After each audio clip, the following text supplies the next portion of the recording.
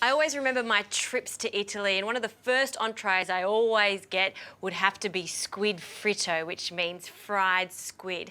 And there are so many different ways you can do it with different types of flour, but I'm going to show you a way using rice flour and tapioca flour. This is really great if you are gluten intolerant because it's rice flour, and this tapioca flour is made from cassava root. The result is fantastic because you get a really crunchy result. So I'm going to mix the two flours together. Now you can find tapioca flour in lots of supermarkets these days, but if you can't, the best place to go is an Asian grocer.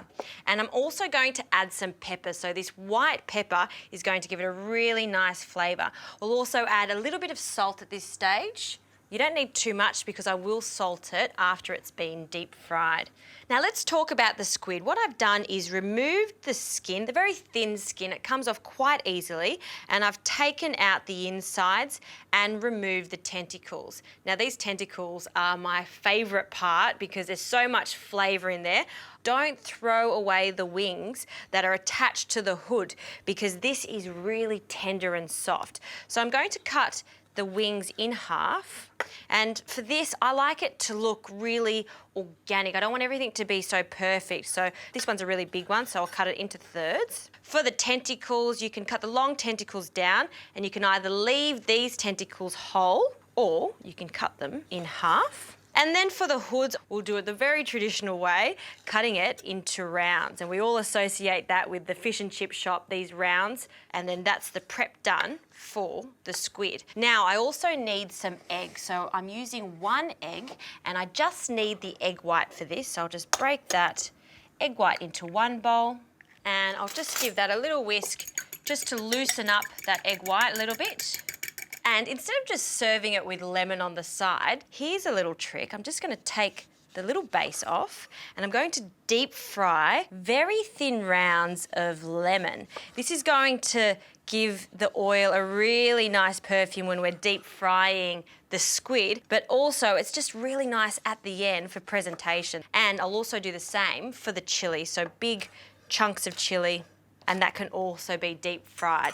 Now to start the process, I'm going to place my squid into the egg, drain excess off, into the flour, and then we'll put that straight into the hot oil. Now this oil is at 180 degrees, the perfect temperature for deep frying, so be very careful and then lower it in. Now these are going to cook for about 1 to 2 minutes or until it gets really crusty on the outside, and so I'll continue the process until it's all cooked, and I'm just going to drain it just on a rack over here. I find that much better than paper toweling.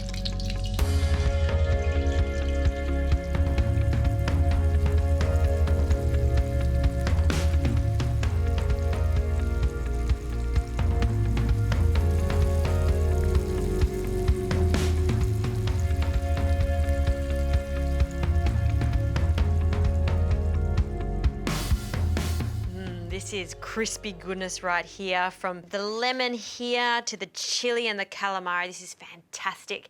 Now I should quickly mention the oil here. It's still really hot, and just for safety reasons, I always leave the pot or the wok. This is a really good wok for frying in because you've got nice deep sides. You want to allow this oil to cool down in the wok completely before putting it back into the bottle that it came out of, and then put it in the bin. That's the safest way to handle this oil. Now, I'm just going to pile up all of this onto a nice big flat plate here.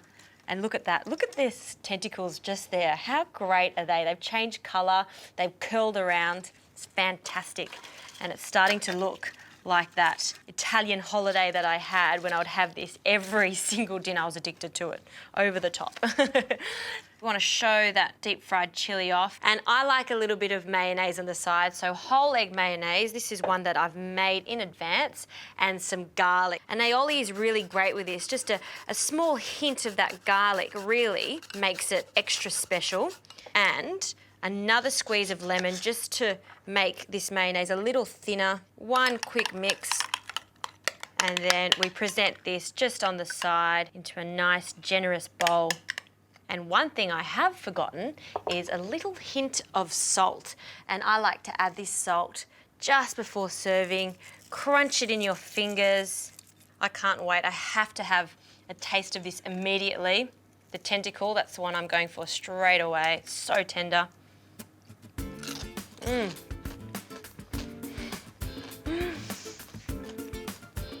Did you hear that?